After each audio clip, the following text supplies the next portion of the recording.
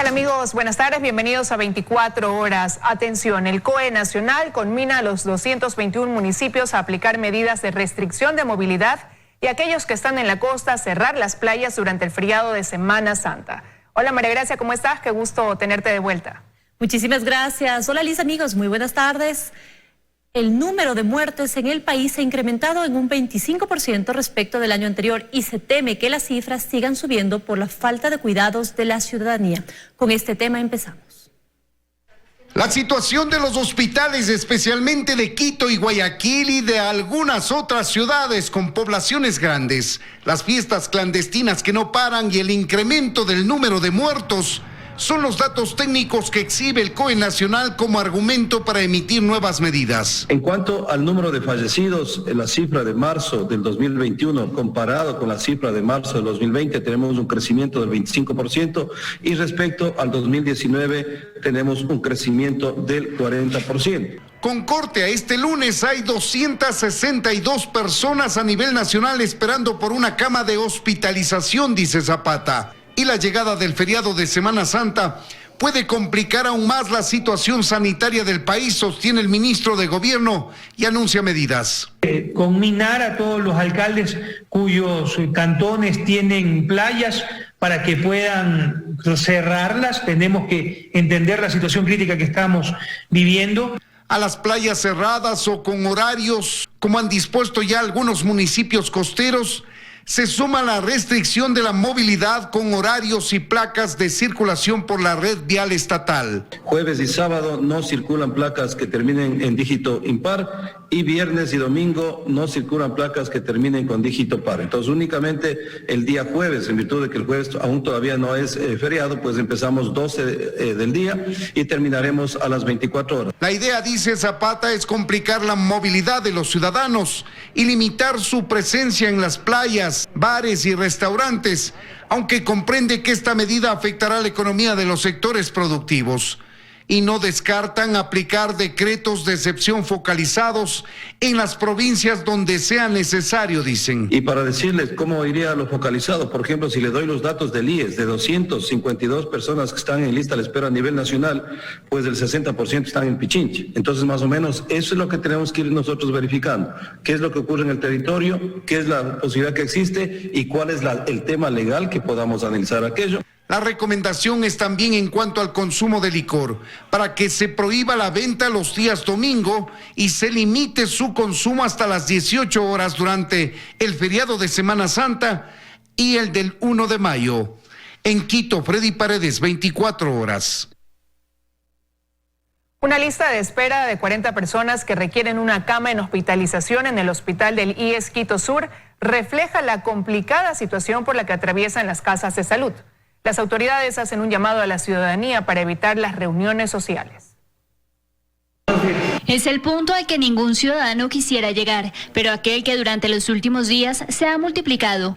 A más de existir una lista de espera de 61 personas que requieren una cama en la unidad de cuidados intensivos en el hospital del IES Quito Sur, existe un listado de 40 pacientes en busca de atención en el área de hospitalización. A pesar de haber ampliado la capacidad hospitalaria en varias ocasiones, las necesidades de la ciudadanía los superan. Estamos al 145% de nuestra capacidad y próximos a desbordar. A diario a este hospital llegan 270 ciudadanos con sintomatología respiratoria. De ellos, un 45% da positivo para COVID-19 y un 20% requiere de hospitalización. Según los especialistas, los ciudadanos se han acostumbrado a convivir con el virus y quienes llegan en busca de atención médica requieren de mayores cuidados e insumos. Y acá llega ya después de los 15 o los 20 días con las complicaciones que la patología presenta. Es por eso que hoy en la actualidad tenemos pacientes severos y graves. Durante la última semana en el hospital fallecen de 5 a 7 personas diariamente. Es por ello que hacen un llamado a la ciudadanía para tomar mayor conciencia y evitar cualquier riesgo de contagio. O simplemente yo me reuní con unos amigos, pero solo fue un abrazo, solo fue un vaso de cerveza y resulta que ahora toda la familia está contagiada o peor aún, ha sufrido pérdidas personales de esa familia. Aseguran que si las cifras se siguen incrementando, la lista de espera se tendrá que ampliar a cualquier paciente que requiera atención en el área de emergencia. En Quito, Daniela Valencia, 24 horas. Y la situación en Guayaquil también es crítica. Marzo se convirtió en el mes con mayor número de fallecidos después de abril del 2020. En los hospitales hay lista de espera para las unidades de cuidados intensivos y la hospitalización está cerca de colapsar. Dayana Monroy nos informa.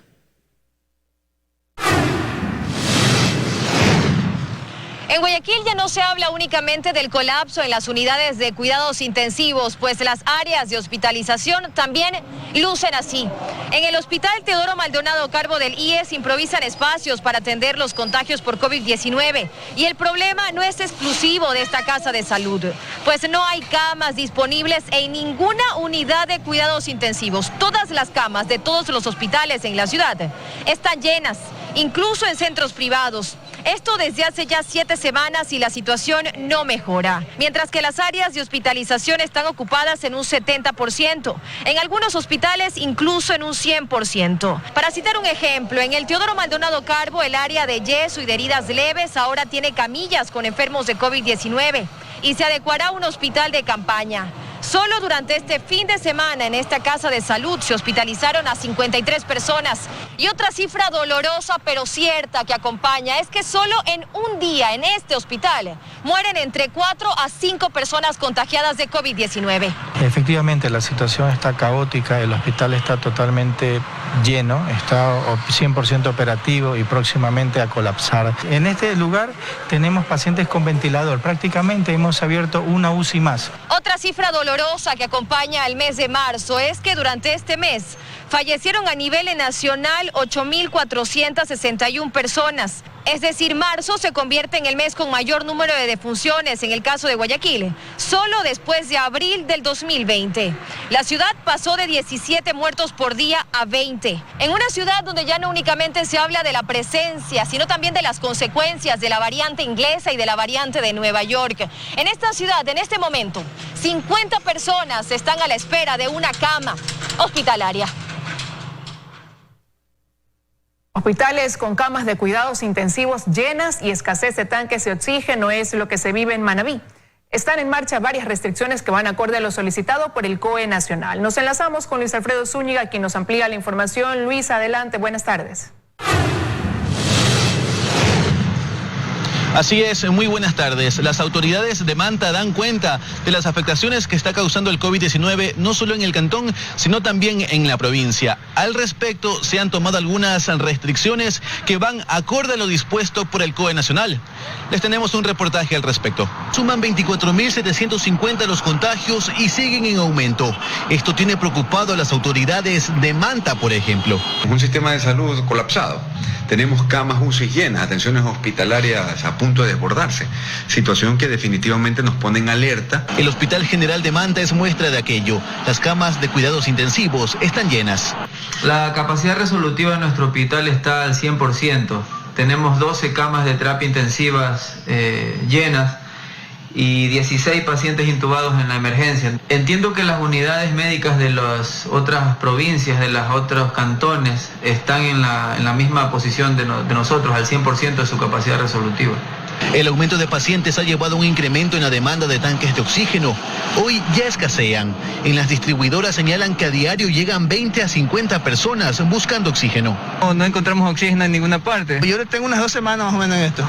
Unas 2 semanas que ya me ha tocado venir y dejar la botella y regresar en la tarde, si no mañana, sino el otro día. Tras la reunión del COE Nacional solicitando medidas a los municipios, se instó al cierre de playas el 2, 3 y 4 de abril, que los COE cantonales se mantengan en sesión permanente y la prohibición de venta de alcohol los domingos y en feriados desde las 18 horas. Sin embargo, en Manta ya hay restricciones que van acorde al pedido del COE Nacional. Hoy tenemos restricción hasta las 10 de la noche de toda la movilidad en el cantón. Se suspenden todos los permisos de funcionamiento de los locales comerciales autorizados desde las 10 de la noche hasta las 5 de la mañana. La restricción de las playas de lunes a viernes están hasta las 5 de la tarde. Los fines de semana está cerrado, y los feriados también estarán cerradas las playas. Esa es la situación en este cantón, que ha presentado alrededor de 600 contagios en 4 semanas. Por el aumento de contagios se han tomado también restricciones en cantones como Puerto Viejo. Lo mismo ocurre en Sucre, que está en semáforo rojo, y dispuso el cierre de de las playas por un mes de viernes a domingo, incluyendo feriados. La ocupación de camas en los hospitales de Puerto Viejo también está al borde. ¿Cuál es la situación en este cantón? Se lo contaremos en las próximas emisiones de 24 horas. Hasta entonces, más información en estudios. Muy buenas tardes. Muy buenas tardes, Luis Alfredo, y muchísimas gracias. Estaremos pendientes. En 4 meses se espera inmunizar al 70% de la población de Guayaquil, según el convenio firmado por el municipio y el Ministerio de Salud. Valery Villalba informa.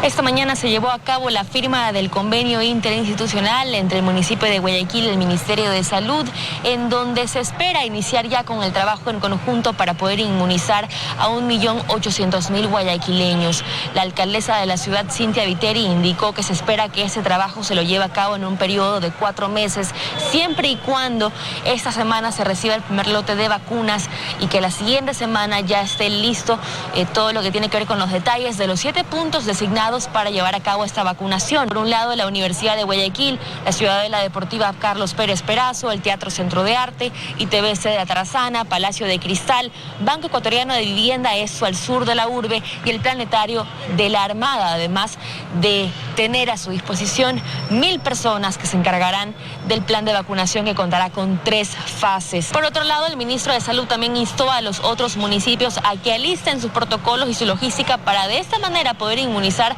a la mayor cantidad de ecuatorianos en el menor tiempo posible. 13:44. Revisamos más noticias. El alcalde Jorge Yunda se pronunció a través de un comunicado sobre los chats que encontró la Fiscalía en el celular de su hijo. Dijo que todas las personas tienen derecho a la presunción de inocencia. Belén Merizalde informa. A través de su cuenta de Twitter, en donde el alcalde de Quito, Jorge Yunda, se refirió sobre los chats que vincularían a su hijo Sebastián Yunda en hechos de corrupción. En este escrito, el alcalde señaló que toda persona tiene derecho a la presunción de inocencia y que él confía en el accionar de su hijo. Además, señaló que espera que sea declarado inocente en un proceso independiente y justo, pues a su criterio esto se trataría de una persecución por parte de la justicia. Indicó también que continuará trabajando hasta el último día de su gestión. Precisamente la mañana de este lunes participó en una de las jornadas de vacunación que se lleva a cabo en el Centro de Atención Temporal Quito Solidario. Aquí, cuando le consultamos sobre la situación de su hijo, prefirió no referirse al tema. Alcalde, usted hoy emitió un comunicado en favor de su hijo. Perdón. Hoy usted emitió un comunicado, dio un comunicado. No. Sí, por supuesto. Lo que sí señaló es que tras el convenio realizado con el Ministerio de Salud, Quito tendría la capacidad de vacunar a cerca de 20.000 personas al día.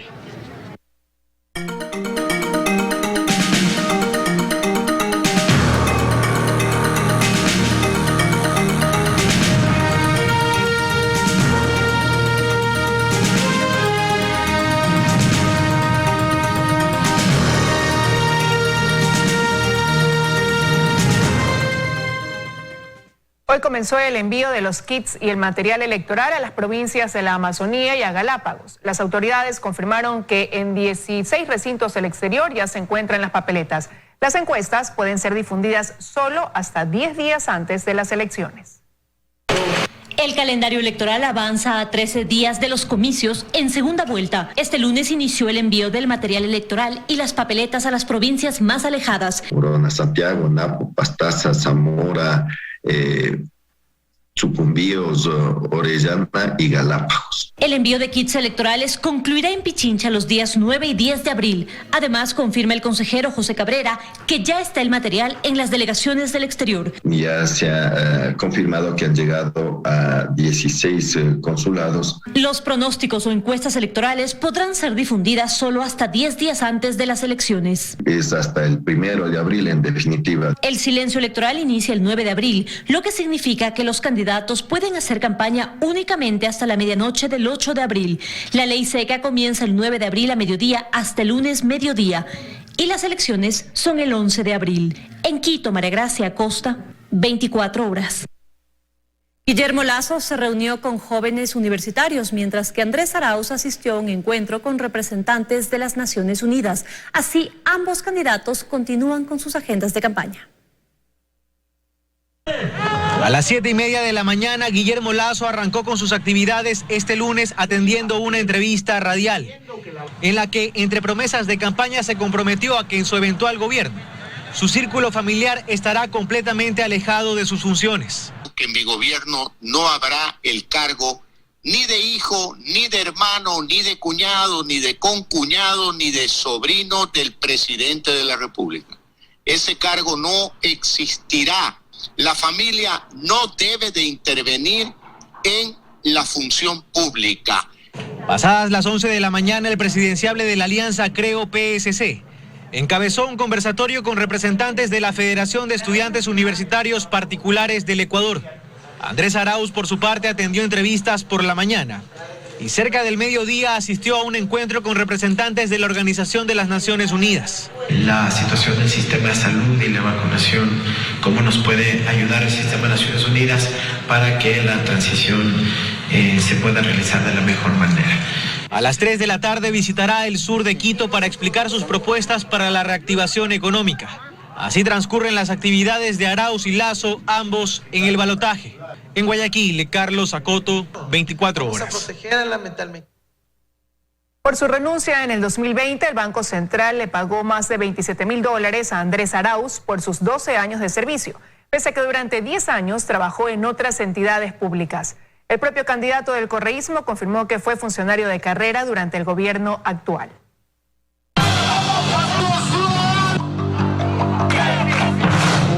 Que en 2017, tras la llegada de Lenín Moreno, se separó de cargos en el sector público. Así se presenta a Andrés Arauz en este documento que recoge su trayectoria y que se encuentra publicado en su página oficial de campaña. Una verdad a medias. Pues hoy sabemos que el presidenciable del correísmo, acérrimo crítico del actual gobierno, figuró en la nómina de funcionarios del Banco Central hasta mayo de 2020.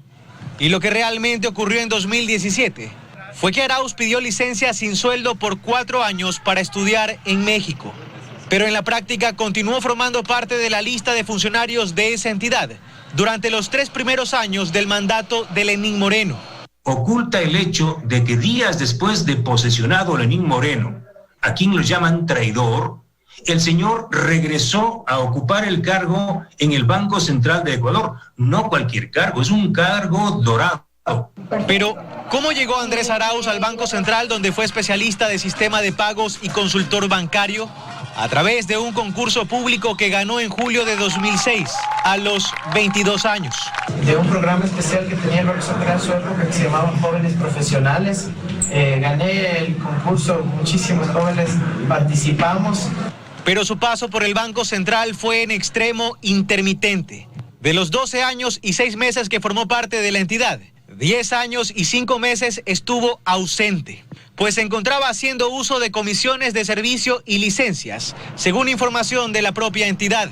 Su periodo más estable fue entre 2009 y 2011.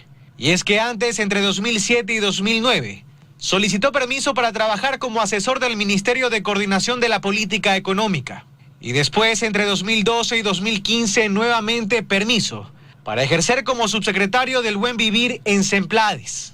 Después, entre 2015 y 2017, una nueva solicitud de licencias para ser director general del Servicio de Contratación Pública, luego ministro coordinador de Conocimiento y Talento Humano, y finalmente ministro encargado de Cultura y Patrimonio, su último cargo en el gobierno anterior.